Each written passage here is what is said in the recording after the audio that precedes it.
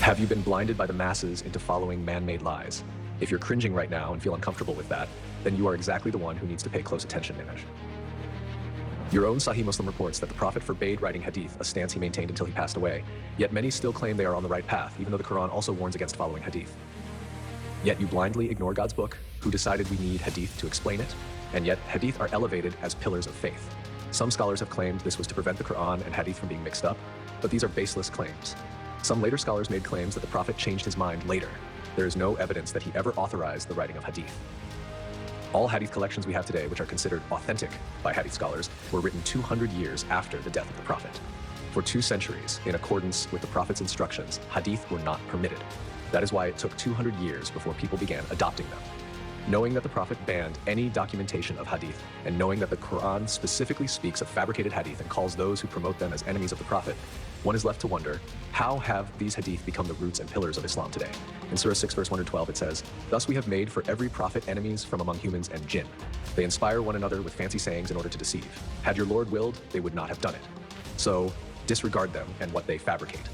God is telling you here to disregard anything other than what he himself says. But when you hear this, all you can think is it possible that the majority of Muslims are wrong? They must be following the truth. Can they all really be doing something incorrect? So let's assess the situation and break it down.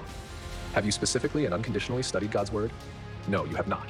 If you haven't, and others follow the same model as you, then how are you so convinced that you are on the right path? You are putting all your trust into the big bearded sheikhs, hoping and praying to God that they are right. You're not actually praying. You're simply convinced that they are right. You yourself have done nothing to contribute to your worldly obligation to seek the truth, other than blindly following others and assuming they have done the work for you.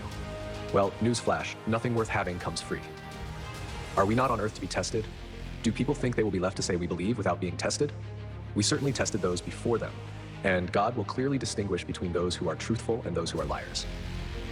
So do you really think God is giving so-called Muslims a free card to salvation without any work at all? Have you done any work to verify the traditional practices of Islam that you are following right now? If not, then you need to consider the possibility that you are not fully on the path described by God. God spoke clearly of a code of law that he sent down, and whether we follow it or not will be our test. In Surah 5, verse 48, "To each of you we have ordained a code of law, a way of life.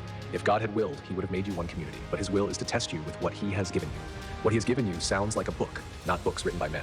In Surah 6, 104-115, "Shall I seek other than God as a lawmaker, when it is he who has brought down to you the book fully detailed? The word of your Lord is complete in truth and justice. None can change his words. It is a fully detailed book. Why are we not obeying God's command and upholding no hadith other than the Qur'an?" Surah 45:6, "These are God's revelations that we recite to you with truth." So in which hadith other than God and his revelations do they believe? God repeatedly confirmed in the Qur'an that the book is complete. 6:19, 6:38, 114-115. He even says that if more books were needed, he would have given hundreds, not just one, 18, 109, 31, 27. But he did not provide them. The 4 guided caliphs after the Prophet respected his command and prohibited the writing of hadith.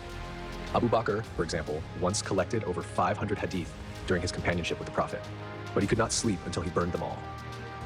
Omar ibn al-Khattab called Abu Huraira a liar and threatened to send him back to Yemen if he did not stop fabricating hadith. Omar also admitted that he wanted to collect sayings of the Prophet, but restrained himself out of fear that Muslims would adopt those sayings and abandon God's words. Doesn't that sound familiar?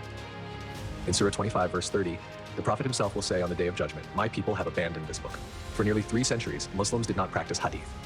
This prohibition remained until Omar ibn Abdul Aziz finally permitted their documentation. From that point onward, a new religion was written, one that often dominated over the Qur'an. The numbers speak for themselves. Ahmad ibn Hanbal collected 700,000 hadith but included only 40,000. He rejected 94%. Bukhari collected 600,000 hadith but included 7,275. He rejected over 99%. Muslim collected 300,000 hadith but included only 4,000. He rejected 99%. Even their own work shows that the overwhelming majority were fabrications. Yet today, these collections are placed beside the Qur'an as sources of faith. Abu Huraira, who spent only 2 years with the Prophet, narrated more than 5,000 hadiths, more than anyone else. Yet he was the least respected among narrators. The Qur'an describes itself as the best hadith, 39:23, and asks, in which hadith other than God and his revelations will they believe? 45:6. Despite this, Bukhari and others chose to collect hadith in clear opposition to the Prophet's command and the caliph's practice. Just as Paul's fabrications corrupted Christianity, the elevation of hadith collections corrupted Islam. The problem is that we are focusing so much on man-made books that we have neglected God's word. Faith is supposed to be a direct connection between you and God, not blind allegiance to scholars or traditions. God left you a book for a reason.